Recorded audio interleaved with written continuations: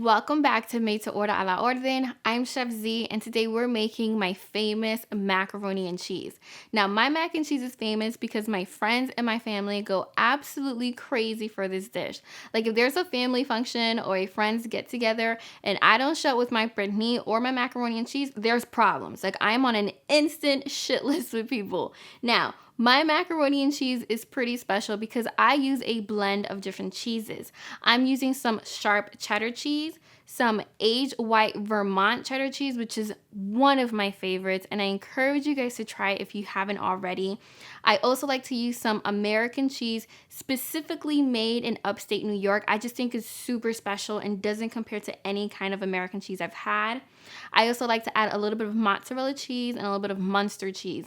Now, those two cheeses are pretty mild and they don't really change the flavor profile of this dish, but they make it dramatic because it's super stringy, it pulls apart, and it just automatically makes you hungry. I also like to start this dish off with a roux and a bechamel sauce, and as a foundation, with all those seasonings I also add to it, just really knocks this dish out of the park. So if you want to learn how to make this awesome dish, then just keep watching. We're going to start off by boiling our pasta, so we're going to add some water into a pot, followed by a generous serving of salt. Now remember, this is the only time we get to season our pasta, so you want to really get that water nice and salty, almost like the ocean. And then we're going to add some oil.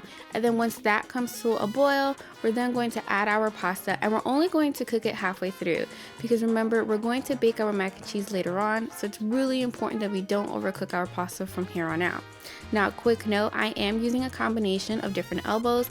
I'm using elbows with ridges, and I'm also using curly noodles with ridges as well because it holds onto the sauce fairly nicely.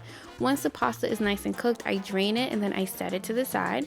And now we're going to get started on building our awesome roux and bechamel sauce. So I like to warm some cream in a separate pot on a medium to low flame.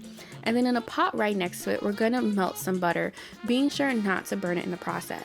Now, keep in mind, I'm going to give you guys all the tips and tricks to making the perfect roux and bechamel sauce because people make a lot of mistakes. So once that butter is nice and melted, we're now going to add the flour. So this is a very common mistake. People actually don't cook their flour and instead they add it to some cold cream, and that's a big no-no. So once your cream and butter has been combined, we're now going to season this with a little bit of adobo, some onion powder, some garlic powder, and my secret ingredient, some white pepper. Now we're going to mix this all together, and it's going to create this lovely paste, which is a roux. Now, this is another place where people also mix up.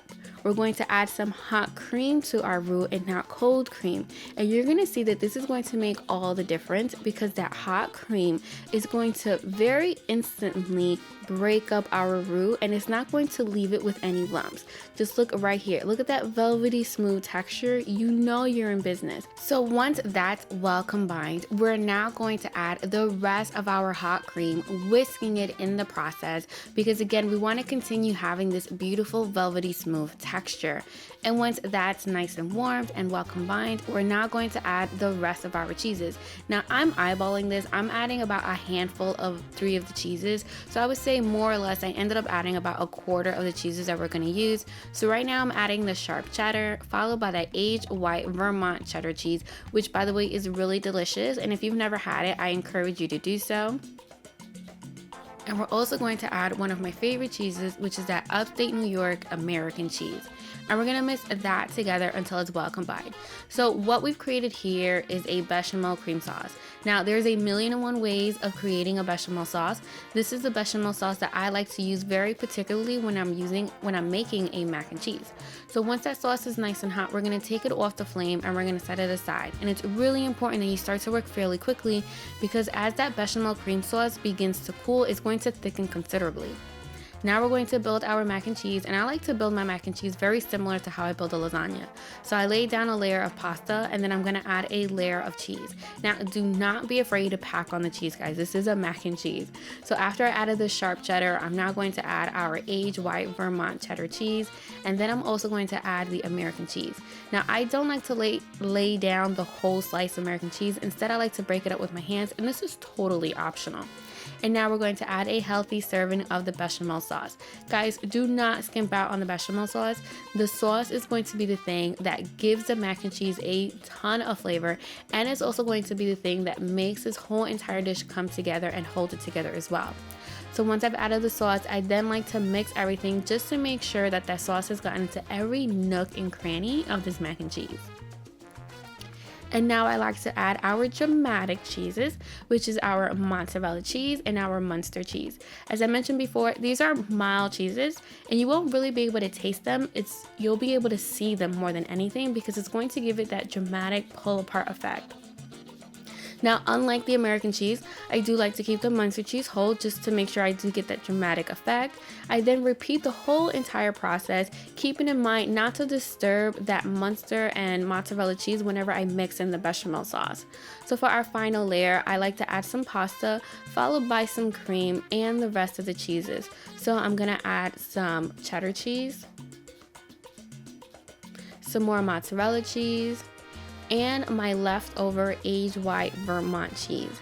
And then I'm going to take some Panko breadcrumbs. It's really important you use Panko breadcrumbs because they have a little bit more of a crunch than any other breadcrumbs out there on the market.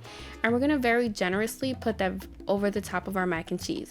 This is going to give our mac and cheese some awesome crunch and awesome texture as well. Now we're going to bake our mac and cheese in an oven at 350 degrees from anywhere between 40 minutes to an hour until our mac and cheese becomes this beautiful golden brown color. Now I personally like to let the cheese just burn just a tiny bit because it gives it extra flavor.